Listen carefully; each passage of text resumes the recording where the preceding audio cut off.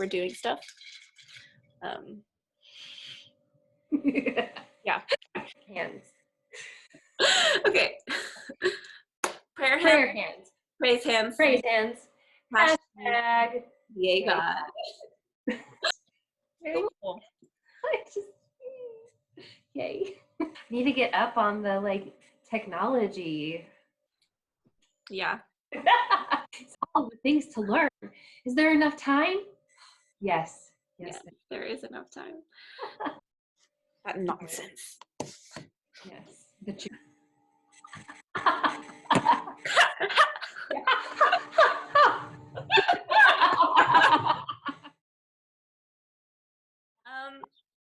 So Faith, I kind of wanted to start off this video by asking two things. And this is a practice that we talk about a lot in our church as kind of a soul care check-in. But the two things are, what are you grateful for and what are you looking forward to? I am grateful for the technology that we have. I know we were just joking about it, like all of the things that I don't know, which there are a lot about technology, things I don't know. But it's been really cool because every day this week, I've had Zoom meetings or like stuff for church. What a blessing to live in this time. You know, even if this had been like 5 years ago or 10 years ago, you know, we wouldn't have the technology that we do to be able to be so involved still and make it feel like it. Yeah, I mean, you're missing the person in person, but you're still getting to communicate, you know? And so I think that's really awesome. I just think about the timing of God and how incredible that is. So I love that. I'm really grateful for that.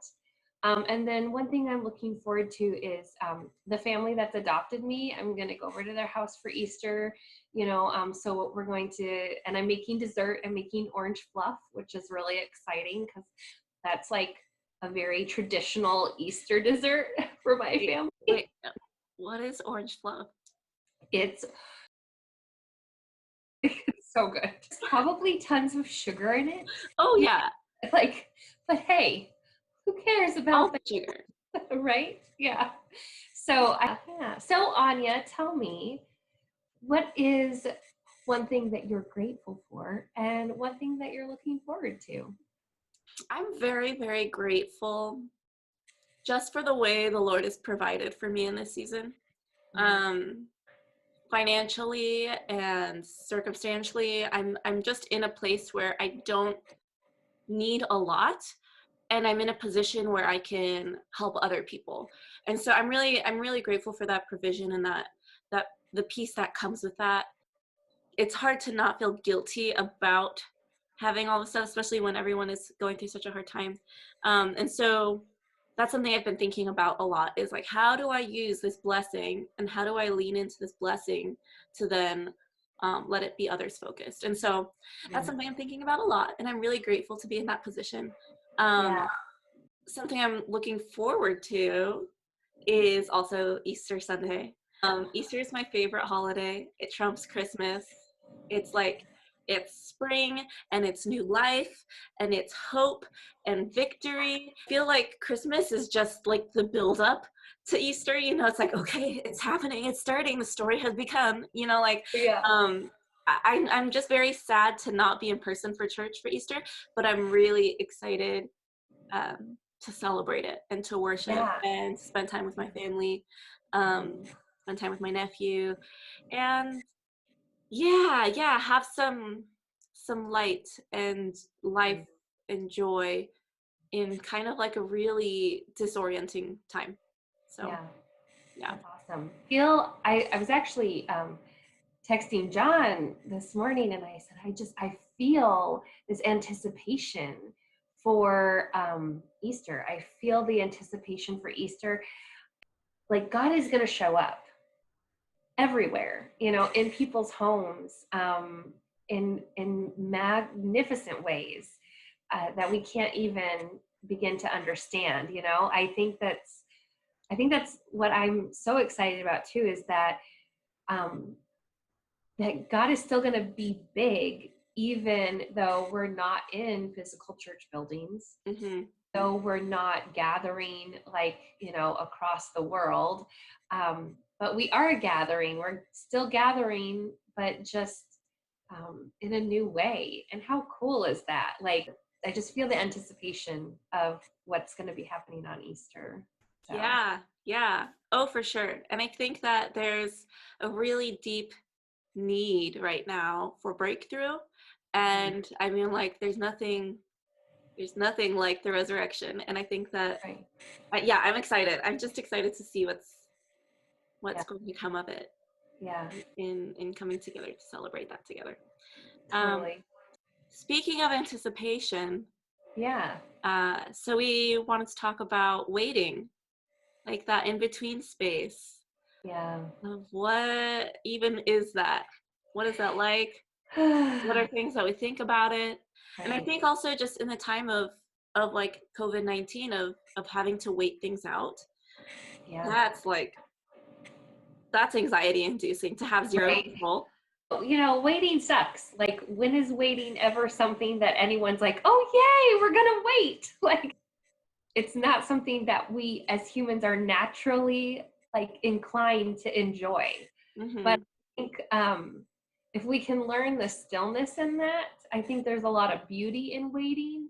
And there's a lot of like blessings to be uncovered, like things that we would never have had if we hadn't waited, right? Mm-hmm. I think I've gotten better at waiting over the years because I've waited for a lot of things. I've had to, wait on a lot of things in my life. And um, I think I'm a better person for it. I think I'm closer to the heart of God. I think what that waiting produces is like having to seek the Lord, to instead of seeking what it is that He's giving us, you have to seek God instead. So I think that when we wait, we develop that relationship with the Lord that says, you're worth it, and I can wait for whatever it is that you're going to do next. So, Yeah, yeah. It's something that happens to you. right? Yeah, Like, that's a oh, that's okay, a great description. It's that's cool. waiting is something that happens to you. Yeah. Not a path you choose. But I mean, kind of like if you say yes to something, like if you say yes to the Lord, I've found that a lot of my yeses have resulted in waiting, being like, okay, but like not yet. Like here's a snapshot. Um, yeah, they talked about this in a workshop when I went to the More Love, More Power conference. I went to a workshop about the prophetic, but it was really about how to Mm, steward the prophetic. And so, what do yes. you do when there's a promise for the future, but I was you're just thinking stuck in about the that. not yet? Yes. Yeah. Yeah. How uncomfortable that is, Yeah. and how frustrating it can be, Yeah. and how do you how do you live out that time in a meaningful way to where Yeah. you're drawing close to the Lord and you're loving the people around you? Um, Yeah. it's really funny. They called it Seinfeld time. they're like That's awesome. they're like, how are you leaning into the Seinfeld time? Right. That's so great. Well, Yeah. I have such a great example of that. Um, I was probably in middle school or high school, like young high school though, like a sophomore, freshman, sophomore, maybe at the oldest. And I had a guy at church prophesy over me, and he was prophesying about being at a school and like, just being there and being there for kids. And, as a kid, I'm like, okay, like, he's like, I just see you, going into bathrooms and just hugging girls that are crying, and you're there to comfort them. And, it was very specific. And I thought to myself, well, obviously that's right now, right? Because I'm in school right now. And I had absolutely no plans of being a teacher at that point, like that was not something that was even like on my radar. And so like over 20 years later, I had one day at school, I hadn't really paid attention to what was happening. I mean, in the sense of that prophecy that was so old. But then there had been a couple of girls who had emotional issues, and they were in the bathroom, and I was like in there, like, it's okay, you know, you're going to be all right. We were talking through things. I was hugging them, like, just like, guys, you know, you're going to come out stronger, you know, like just encouraging them, right?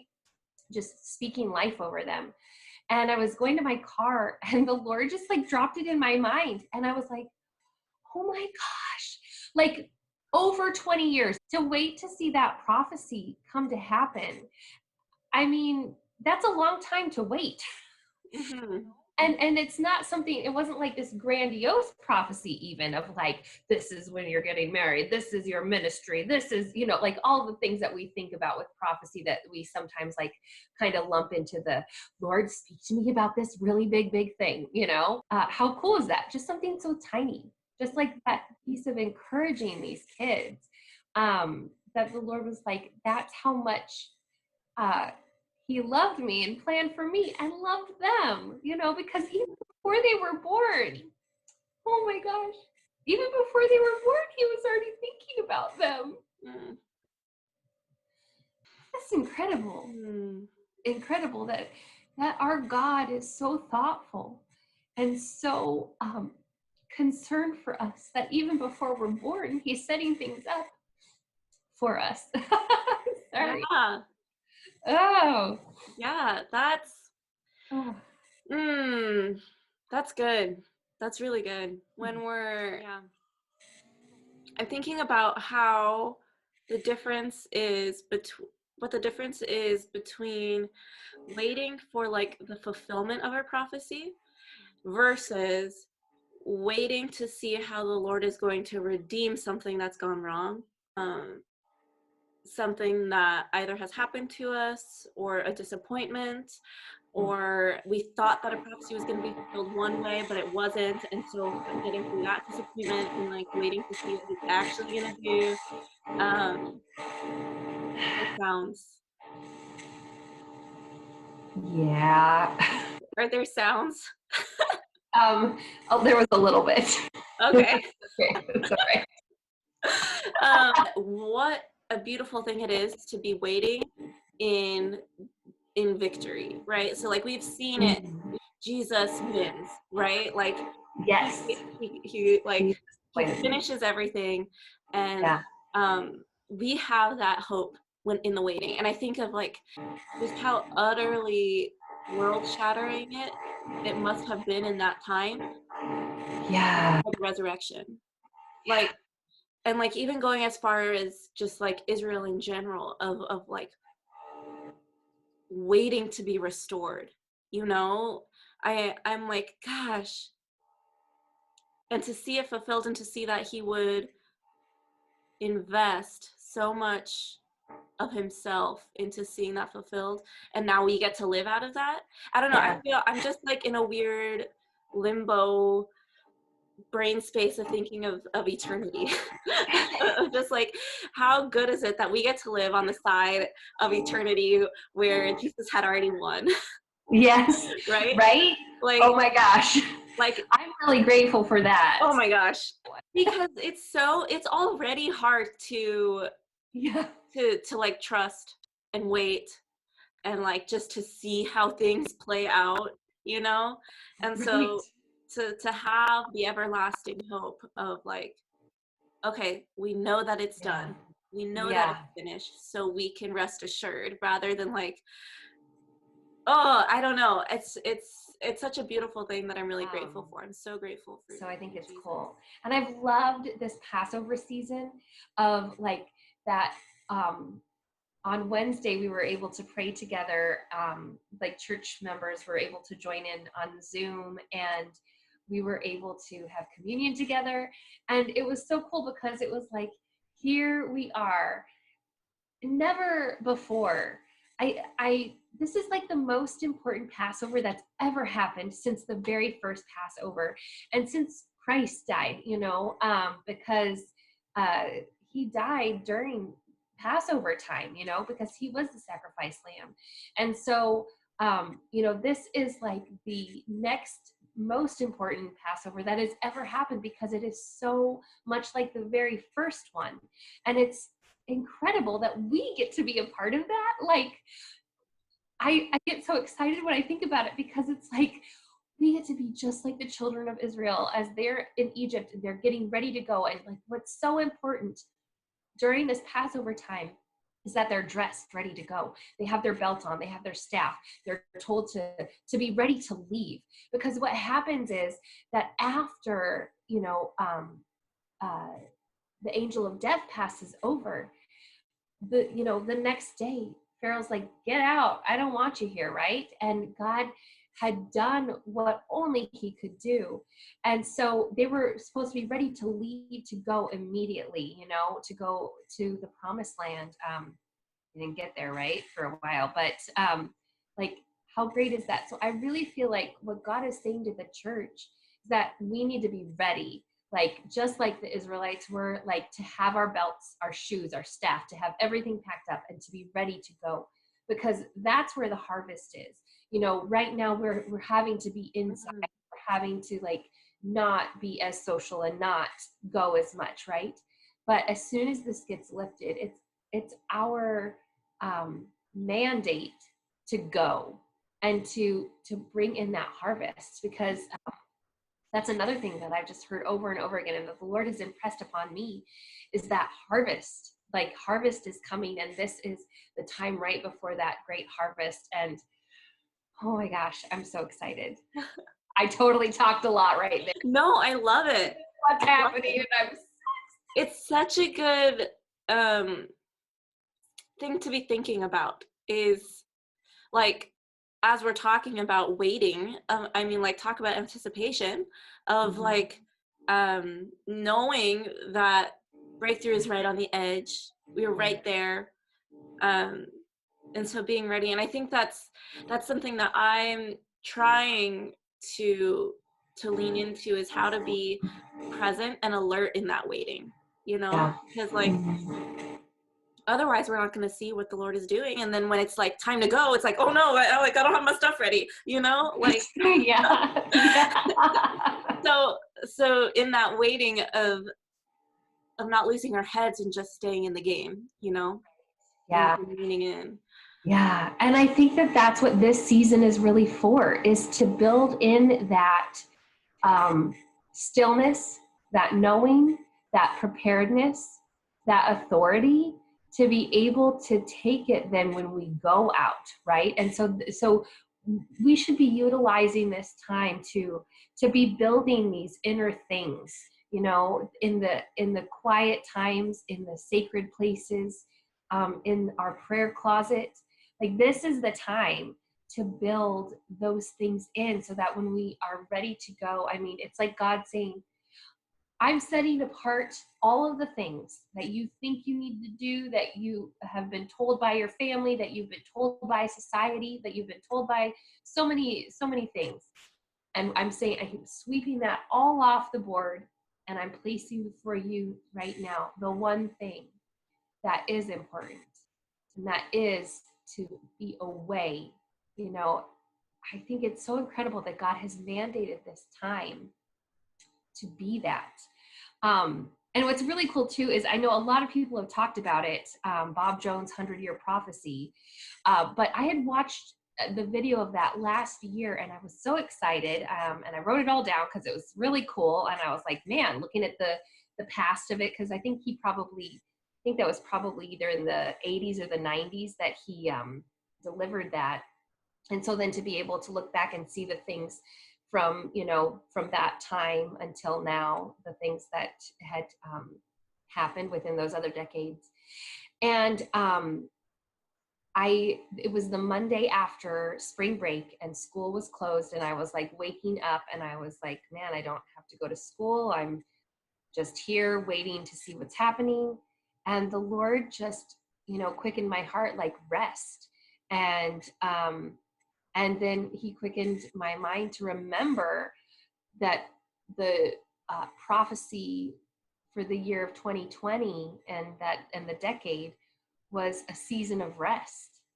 And it was just oh my gosh, I can't even believe it. Like, I mean, that's the cool thing about prophecy. Think about that prophecy and waiting, the 100-year prophecy, right? Like, that's a long, I mean, he's already gone to heaven, right? And so to wait to see all of these things, I mean, it's so incredible. It's just amazing. And I was so excited. I texted my dad. I was like, Dad, remember, like, this is like totally happening right now. Like, it's just so incredible when you see the things happen. I mean, and that's the excitement, right? After the waiting. Like, and I, with that prophecy, it's not like you even think to yourself that you're waiting. Sometimes you don't even know you're waiting. Mm-hmm.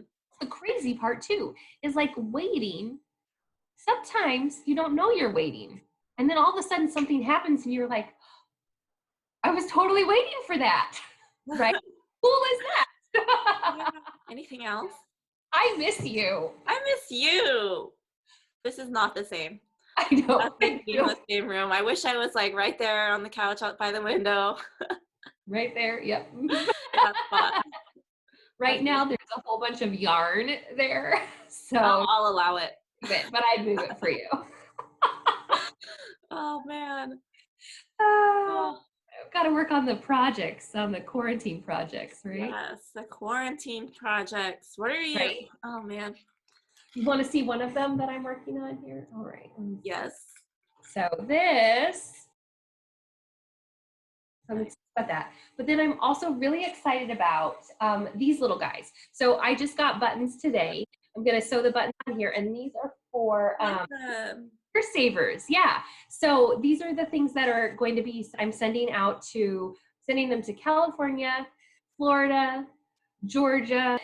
I'm excited to send these to my friends and my family and, just do my bit. My quarantine project has been listening to a lot of Enneagram podcasts. Awesome. Oh, you know what I've started to do too is, so Patrick Stewart has been reading those sonnet-a-days, Oh my gosh, yes. Oh, I was thinking today about, like reviving some of my old, like, monologues, my Shakespeare monologues, because that's what I used to do a lot. Here in the Valley. Yeah, I used to do a lot of like classical theater. And so I was like thinking of my favorite monologue, which is about Mercy from The Merchant of Venice. And I was like, oh yeah, I need to start working on that again. Yeah, that's rad. There are things in this time that have been like awakened again, that like been put on the back burner, and yeah, it's really cool. Yeah, I definitely feel that way about this time of like finding a personal movement practice again for me. Of like, it's not yoga, it's not ballet, it's not like going to class, and it's not like generating new material, but like just authentic movement with the Lord, and discovering that again without having to like record everything and put it on socials. And like, there was a Holy Week movement devotional that I've been following this week, and it's been so tempting to not like throw up my phone and record myself on Facebook, because the person who's leading it is like shouting people out, and she's like, look at this practice, and this is gorgeous movement, I love these, and blah blah blah. And so like, and it's a really cool community to be a part of. But for me personally, I'm working on the secrecy of like, okay, I'm doing this thing and not everyone has to see it, like I don't have to be performing it. And that's so hard as a performer to be like, okay, I'm gonna do the work, but I'm not gonna let anyone see it. Right? I totally understand. Yeah. And not to say I don't ever post anything, like there's still moments I just compelled, but right, but not feeling like I have to prove that I'm active and that I'm doing something, and just actually focused on doing it. Yeah. And you know what's really cool about that is that's actually waiting, Anya.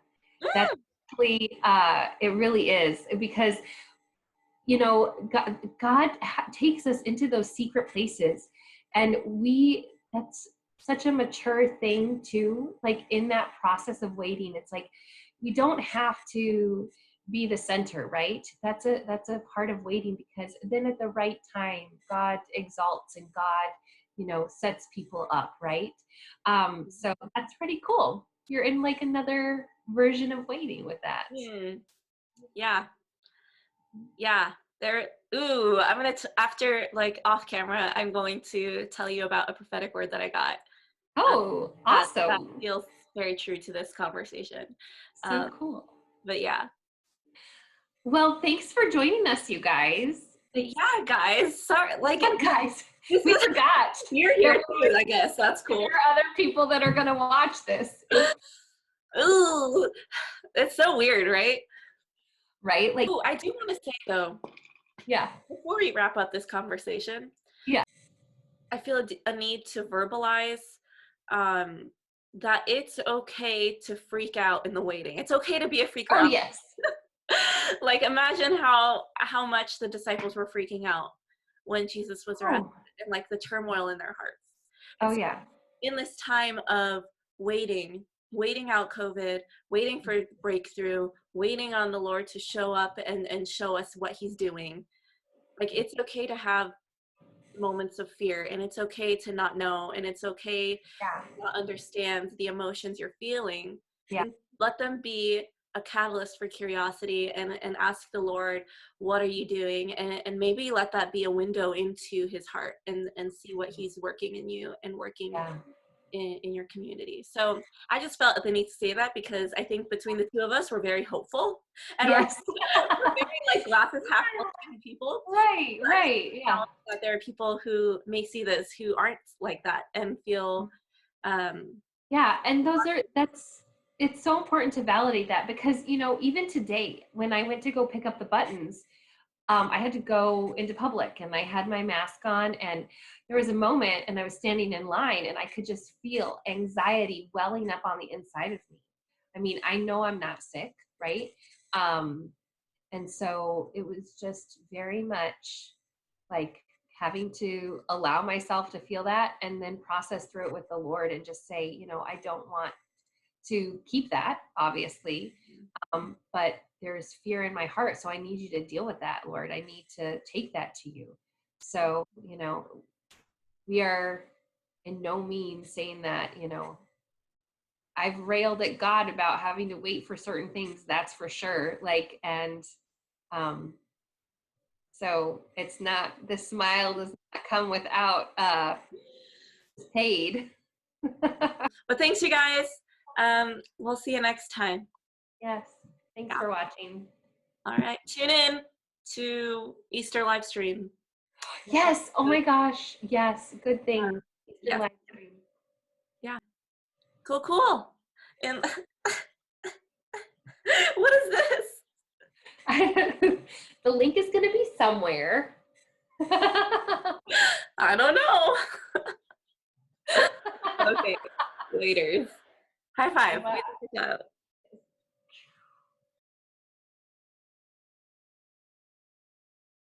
The quality of mercy is not strained. It droppeth as the gentle rain from heaven upon the place beneath.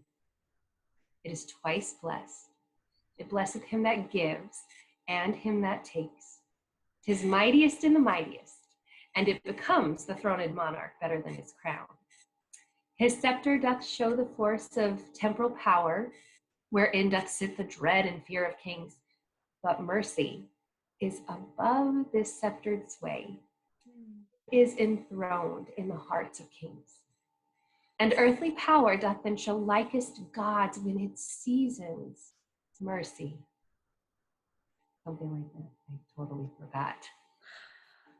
But I love that monologue so much. I need to, I know, right? It's I loved it. It's beautiful. It was so much about the heart of God to have mercy on us, God's mercy.